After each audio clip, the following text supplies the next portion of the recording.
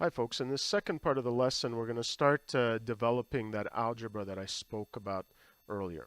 Okay, so our goal is to see if we can use the algebra that we have with respect to exponential expressions and see if we can transfer those into some ways of operating with logarithmic expressions. Okay, and our main way of dealing with exponential expression is our three exponent laws. Okay, so we're going to start with the first exponent law and see if that can inspire something with logarithmic expressions. So let's remember we have a to the x times a to the y. Okay, that when we multiply two powers with the same base, the result is just a power, which again has the same base, but where the two exponents are just added together. Okay, so what we're going to do is see if we can use this expression here, or this property here, to develop a property for logarithms. Okay, so since this exponent law involves operating with two exponential expressions, what we're going to do is we're going to define two logarithmic expressions.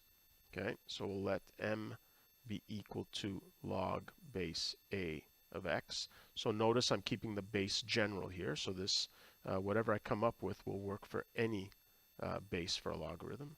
Okay, and I'll let n be equal to log base a of y. Okay, now I have absolutely no idea how to operate with these expressions. Okay, but I do know how to operate with exponential expressions. So this is where I'm going to rewrite this in an equivalent form. Okay, so remember this expression comes from it being the inverse of an exponential function. So I'm going to rewrite this in exponential form. So here we have a represents the base, m represents the exponent, okay, and x represents the result. Okay, this was our alternative formulation for this expression here. So same thing here, base of a, exponent n this time, and that's equal to y. Okay, and I'm going to now work with these expressions instead of the logarithmic ones. So since I want to make use of the first exponent law, well, I'll take my two exponential expressions and multiply them.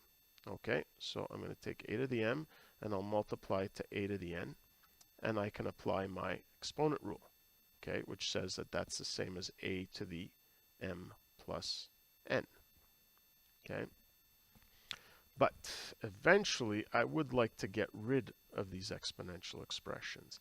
And this is where now, instead of having these two exponential expressions on the left, I see I have a single exponential expression on the right.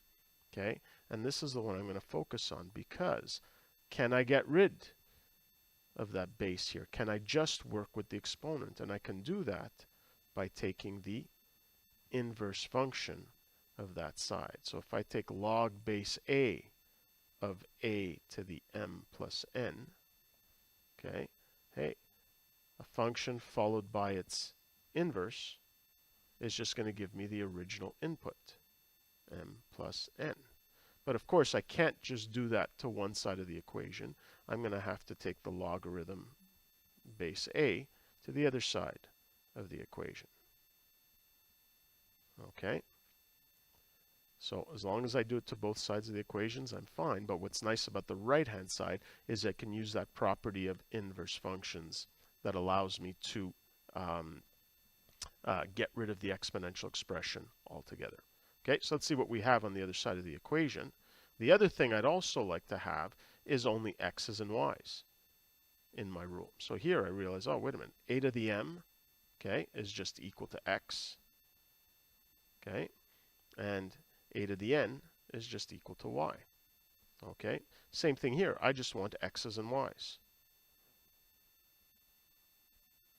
So let's replace m by log base a of x, okay, plus an n is just log base a of y, and lo and behold, we end up with a property that involves only my original two logarithms.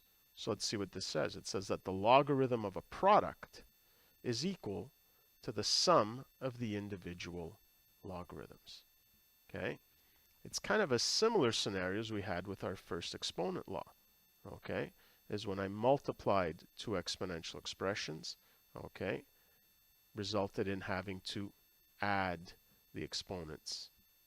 Okay, here, if I have the logarithm of a product, it's just a matter of adding the two individual logarithms. Okay, and there we go. This is known as the first law of logarithms.